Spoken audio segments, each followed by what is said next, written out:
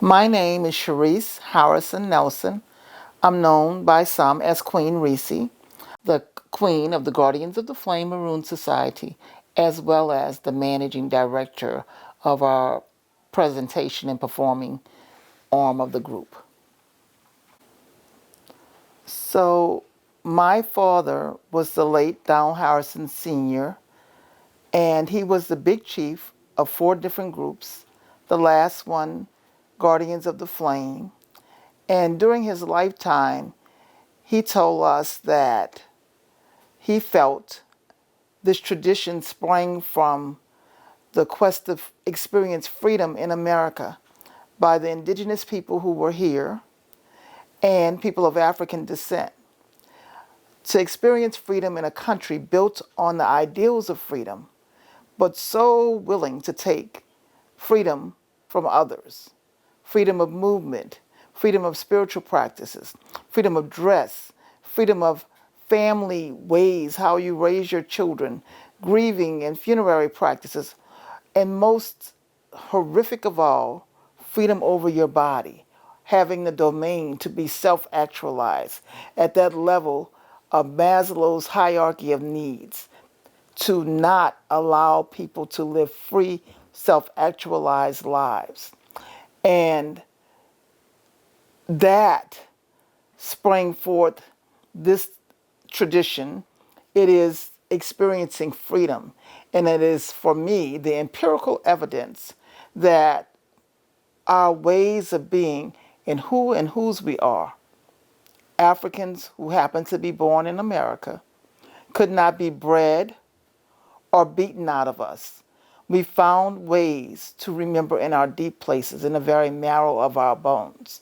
And it is metamorphosized the trauma that we carry into this joyous celebration that is not street culture, but community and family tradition.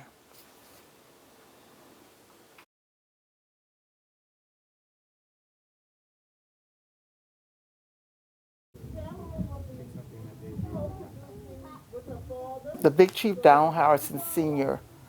book program was established in 2006. My mother and I went into schools to work with children, and it became abundantly clear to my mother that children had libraries were destroyed and there was a need for children to have something new that they could call their own. But many of the times the children were living in trailers, doubled up, more than one family in a home, so they didn't have space for toys, and she really didn't want to give toys.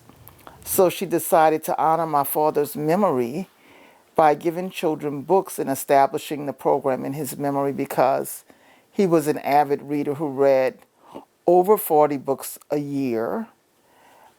He did the old-fashioned way. Most of the books he would borrow from the library. But anyway, she established this book program, and through the program, she has gifted close to 50,000 books to children, mostly in educational settings and sometimes in communities. When we go into the schools, we go with a cultural presentation. And so we'll have a brass band, a jazz band, a local actor read an excerpt of the book, the Indians, and they'll get a lesson. It's really a lesson. And at the end of the lesson, they get, as my mother calls it, a forever book, their forever book. And there's a book plate in the book that says this book is presented in memory of Big Chief Down Harrison Sr., and a place for the child to sign their name. And that's really important for her when she tells the children, this is your book, doesn't belong to anyone else, and it's given to you in memory of my husband who loved to read.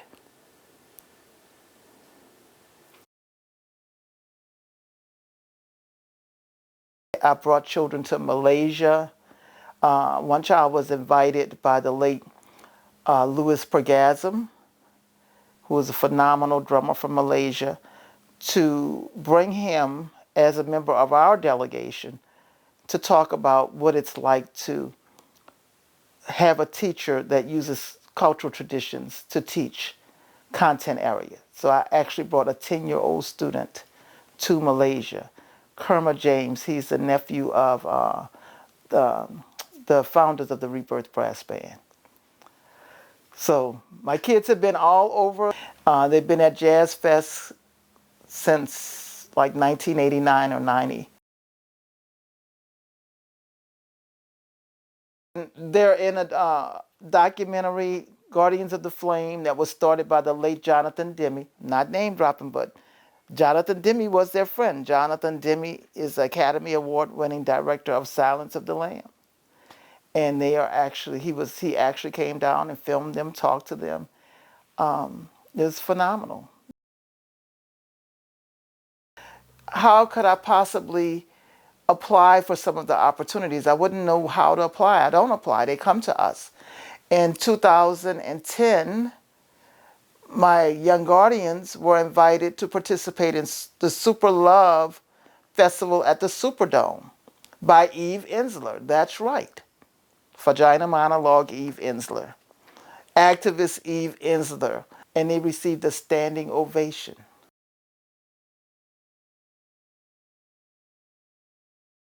Milan, I used to be shy. And I'm not name dropping y'all. This is a true story. Milan, you could call her right now. She will tell it to you. I used to be shy until I had my makeup done with Jane Fonda and Eve Ensler. She was 6 or 7 years old.